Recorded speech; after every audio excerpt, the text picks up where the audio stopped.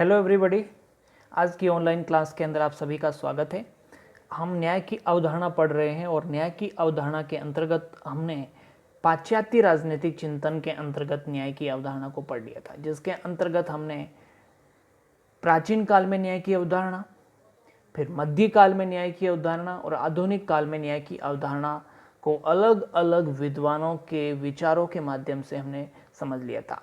आज अपन जो है वो पढ़ेंगे भारतीय राजनीतिक चिंतन में न्याय की अवधारणा। भारतीय राजनीतिक चिंतन में न्याय को किस प्रकार से देखा जाता है या देखा गया है प्राचीन काल से और आज तक, उनकी चर्चा करेंगे। ठीक है, और इसके बाद में अगली क्लास में हम न्याय के विविध रूपों के जो है न्याय के जो विभिन्न आयाम हैं उनकी चर्चा करेंगे। नैतिक न्याय, कानूनी न्याय, राजनीतिक न्याय, सामाजिक न्याय और आर्थिक न्याय, ये न्याय के जो अलग अलग रूप हैं इनकी जो है हम व्याख्या करेंगे अगली क्लास के अंदर।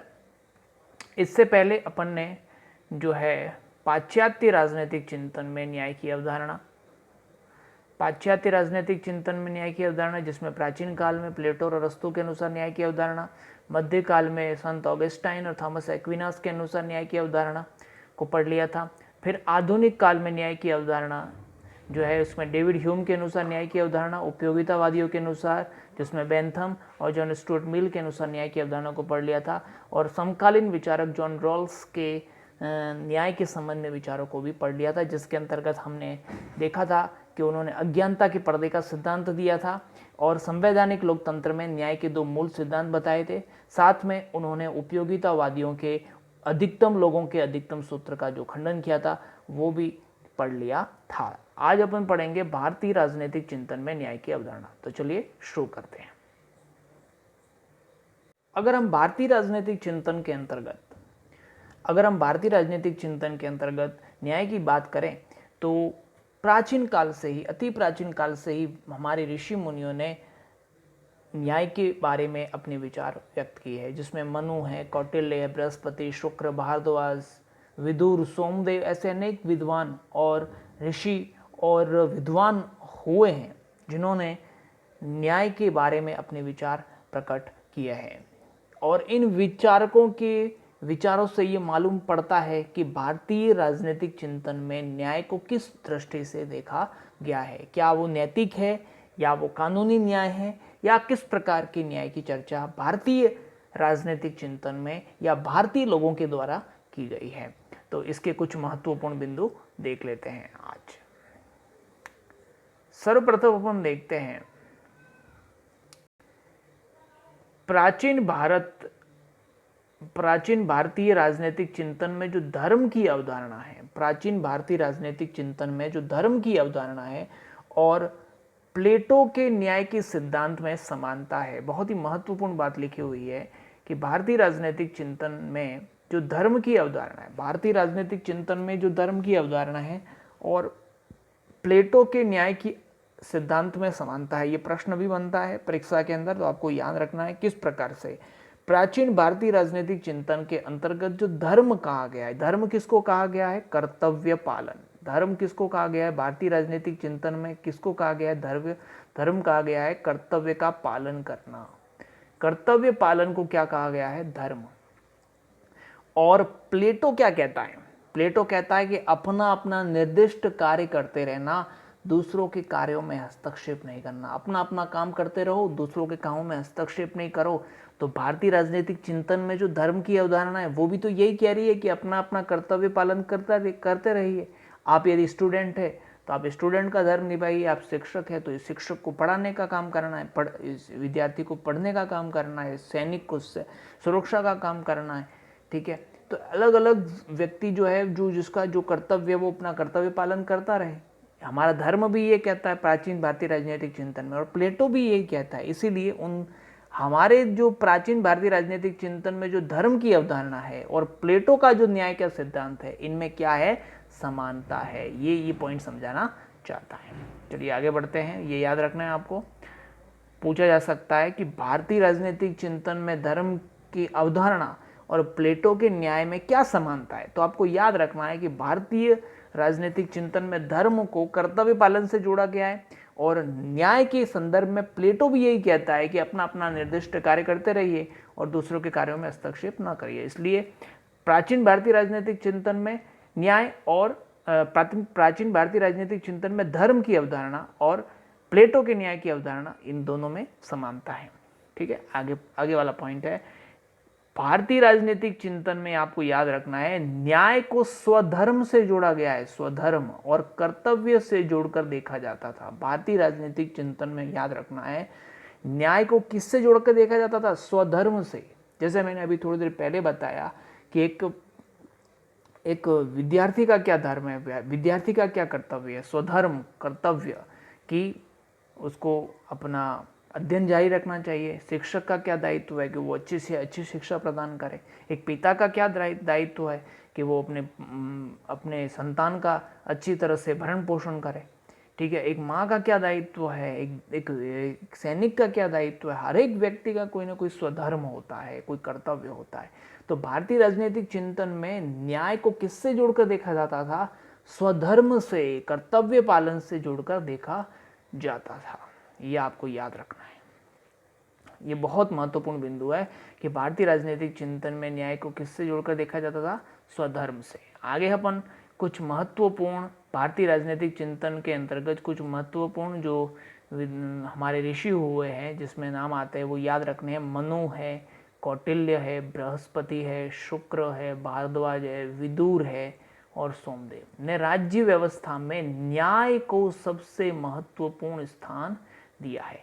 हमारे प्राचीन काल के अंदर मनु ऋषि हुए हैं, कौटिल्य एक बहुत अच्छे विद्वान जिन चंद्रगुप्त मौर्य को ठीक है ना, मौर्य साम्राज्य स्थापित करने में मदद की।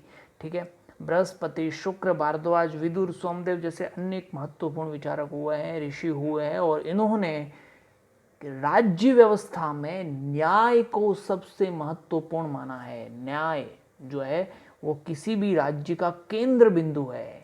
अगर किसी भी राज्य में न्याय नहीं है तो वो राज्य कभी टिक नहीं सकता। सबसे केंद्र बिंदु, केंद्रीय स्थान प्रदान किया है। हमारे किन किन विचारकों ऋषियों ने दिया है उसमें याद रखना, मनु, कौटिल्य, बृहस्पति, शुक्र, भारद्वाज, विदुर, सोमदेव, ये सभी इन्होंने न्याय को सबसे महत्वपूर्ण स्थान दिया है।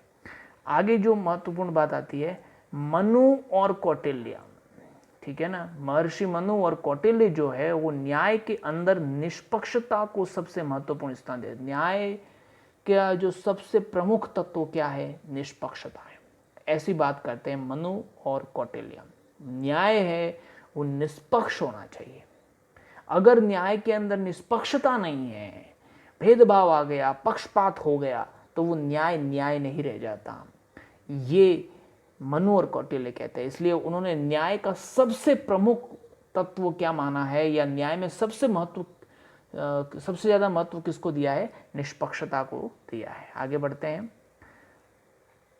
आगे भारतीय राजनीतिक चिंतन में कहा गया है कि स्वधर्म की पालना से ही व्यक्ति के अधिकारों की उत्पत्ति होती है। बहुत ही महत्वपूर्ण बात। आज जो हम देखते हैं कि प्रत्येक व्यक्ति जो है वो अधिकारों की बात करता है। प्रत्येक व्यक्ति ये मेरा अधिकार है, ये मेरा अधिकार है, ये मेरा अधिकार है, लेकिन कर्तव्य पालन की कोई बात नहीं करता है। जबकि भारतीय राजनीतिक चिंतन में सदियों पुरानी बात करें हम तो वहाँ पहले कर्तव्य पालन की बात आती थी और कहा गया है कि स्वधर्म पालन, यानी कर्तव्य पालन। स्वधर्म पालन का मतलब सीधा सीधा वही है कि कर्तव्य पालन, और कर्तव्य पालन से ही किसकी उत्पत्ति होती है, अधिकारों की उत्पत्ति होती है। भारतीय राजनीतिक चिंतन में यह कहा गया है कि कर्तव्य का पालन करेंगे, स्वधर्म का पालन करेंगे तो उसी से अपन को अधिकार प्राप्त होंगे। पहले कर्तव्य और उसके बाद में अधिकार। भारतीय राजनीतिक चिंतन पहले स्वधर्म अर्थात कर्तव्य पालन की बात करता है और बाद में अधिकारों की बात करता है। जबकि आज अगर हम देखें तो हर व्यक्ति जो है सर्वप्रथम ये मेरा अधिकार है, ये मेरे, हमेशा अधिकारों की बात करता है वो भले, और अपने कर्तव्य का पालन कोई नहीं करता है। ठीक है, तो भारतीय राजनीतिक चिंतन में ऐसा माना जाता था कि स्वधर्म की पालना से अर्थात कर्तव्य के पालन से ही अधिकारों की उत्पत्ति होती है। ठीक है, इस बात को याद रखना है।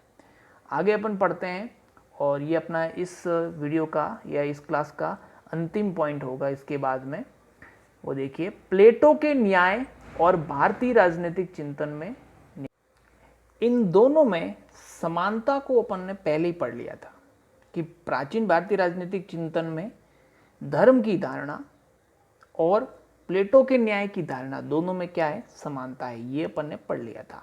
अब अपन देखेंगे कि प्लेटो का न्याय और भारतीय राजनीतिक चिंतन में जो न्याय है उनमें अंतर क्या है। प्लेटो के न्याय और भारतीय राजनीतिक चिंतन में जो न्याय है उनमें क्या फर्क है, वो अपन को देखना है। परीक्षा में भी पूछा जा सकता है। समानता मैंने आपको बता दी थी कि वो वहाँ पर हमारे राजनीतिक चिंतन में जो धर्म है उस धर्म का पालन करना, और प्लेटो का न्याय, उन दोनों में क्या है, समानता है। लेकिन अब हम देख रहे हैं कि प्लेटो का न्याय और भारतीय राजनीतिक चिंतन में जो न्याय है उन दोनों में क्या अंतर है, वो हम अपन देखेंगे। तो देखिए, प्लेटो का जो न्याय है, मैंने आपको बताया भी था, प्लेटो का न्याय जो है वो राजनीतिक है, सामाजिक है और कैसा है, नैतिक प्रकार का है।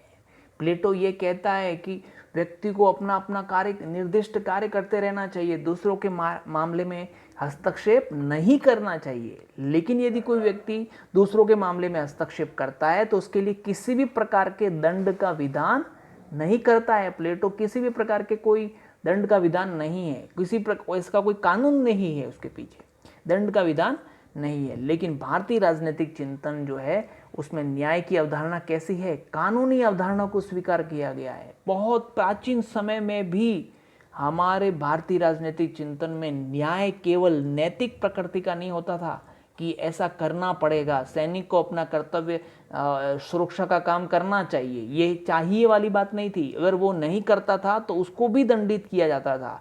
यदि राजा को अपनी प्रजा का पालन करना चाहिए, लेकिन अगर राजा भी यदि अपनी प्रजा का पालन नहीं करता है, सही ढंग से राज्य का संचालन नहीं करता है, तो राजा को भी दंडित करने का प्रावधान था। इसलिए हमारे भारतीय राजनीतिक चिंतन में जो न्याय था वो कैसा था, कानूनी प्रकृति का था। जबकि प्लेटो जो जिस न्याय की चर्चा कर रहे हैं वो कैसा न्याय है, नैतिक न्याय है वो, ठीक है ना। उसमें किसी भी प्रकार का व्यक्ति गलती कर रहा है तो दंड का विधान नहीं है, ऐसा करना चाहिए, नैतिक प्रकृति का है। अगर वो नहीं करता है तो उसमें किसी भी प्रकार का दंड का विधान नहीं है। लेकिन भारतीय राजनीतिक चिंतन में अति प्राचीन काल से भी दंड की व्यवस्था थी। कानूनी न्याय को रूप, जो न्याय का कौन सा रूप स्वीकार किया गया है, कानूनी न्याय स्वीकार किया गया है। ठीक है, ये बहुत बड़ा अंतर है प्लेटो के न्याय और भारतीय राजनीतिक चिंतन में न्याय की अवधारणा में। प्लेटो का न्याय कैसा है, नैतिक प्रकृति का है, जबकि भारतीय राजनीतिक चिंतन में न्याय कैसा है, कानूनी प्रकृति का है। तो आज के क्लास के अंदर सिर्फ इतना ही पढ़ेंगे अपन। हमने इस भारतीय राजनीतिक चिंतन के विविध आयामों की जो है चर्चा कर ली है। इसमें हमने सबसे पहले देखा कि प्राचीन भारतीय राजनीतिक चिंतन में धर्म की अवधारणा और प्लेटो के न्याय के सिद्धांत में क्या समानता, प्लेटो के न्याय के सिद्धांत में समानता है। प्राचीन भारतीय राजनीतिक चिंतन में धर्म और प्लेटो का न्याय का सिद्धांत जो है उनमें समानता है, मैंने बता दिया था, क्योंकि दोनों में कर्तव्य पालन की बात की गई है। और मैंने आपको बता दिया कि भारतीय राजनीतिक चिंतन में स्वधर्म और कर्तव्य पालन से जोड़कर देखा जाता था। न्याय को किससे जोड़कर देखा जाता था, स्वधर्म और कर्तव्य पालन से। फिर नेक्स्ट आता है मनु, कौटिल्य, बृहस्पति, शुक्र, भारद्वाज, विदुर, सोमदेव आदि ने राज्य व्यवस्था में न्याय को सबसे महत्वपूर्ण स्थान दिया है। मनु, कौटिल्य दोनों ही न्याय में निष्पक्षता को महत्व देते हैं। और नेक्स्ट आता है कि भारतीय राजनीतिक चिंतन में यह कहा जाता है कि स्वधर्म का पालन करेंगे तो उसी से व्यक्ति के अधिकारों की उत्पत्ति होती है। और प्लेटो के न्याय और भारतीय राजनीतिक चिंतन में न्याय में अंतर यही है कि प्लेटो का जो न्याय है वो नैतिक प्रकृति का है, वो किसी भी प्रकार के दंड की बात नहीं करता है। ये प्लेटो का जो न्याय है वो किस प्रकृति का है, नैतिक प्रकृति का है। जबकि भारतीय राजनीतिक चिंतन में न्याय कानूनी प्रकृति का था। यदि राजा भी गलती करता था तो उसके लिए भी दंड की व्यवस्था थी, इसलिए कानूनी प्रकृति का था। वहाँ पर हर चीज़, हर अपराध के लिए, हर गलती के लिए कोई ना कोई सजा का प्रावधान होता था भारतीय राजनीतिक चिंतन में, इसलिए इसको कानूनी न्याय कहा जाता था। एक प्रकार के कानून बने हुए थे कि अगर किसी व्यक्ति का हाथ तोड़ दिया है तो उसकी क्या सजा है वो पहले से फिक्स होता था। किसी के घर पे चोरी करना तो वो भी फिक्स, चोरी करना की है तो उसके लिए क्या सजा होगी, ये सब फिक्स होता था। इसलिए हमारे कानून बने हुए थे भारतीय राजनीतिक चिंतन में, इसलिए इसको क्या कहा जाएगा, कानूनी न्याय था। जबकि प्लेटो का न्याय सिर्फ नैतिक प्रकृति की बात, नैतिकता की बात करता है। तो चलिए आज के वीडियो में इतना ही, मिलते हैं अगले क्लास के अंदर। तब तक के लिए आप अपने घर के अंदर ही सुरक्षित रहें और बैठ करके अध्ययन करते रहें। धन्यवाद, बहुत बहुत धन्यवाद।